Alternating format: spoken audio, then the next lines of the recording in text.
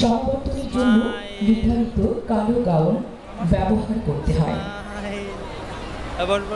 তবে পিএইচডির জন্য লাল গাউন ও অনুষদ অনুযায়ী রোডের বর্ডার ও সিল্কি রঙের হালকা চিহ্ন রয়েছে।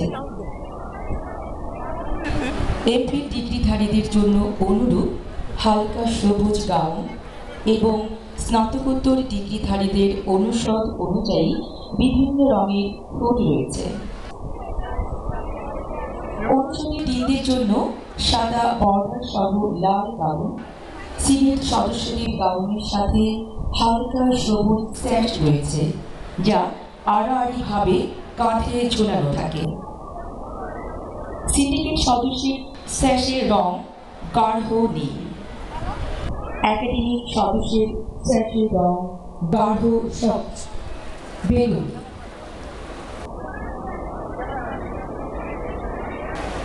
(1921) সালে ঢাকা বিশ্ববিদ্যালয় প্রতিষ্ঠার পর 1922 সালের 24 ফেব্রুয়ারি ঢাকা বিশ্ববিদ্যালয়ে সর্বপ্রথম বিশেষ সমাবর্তন অনুষ্ঠিত হয়েছিল।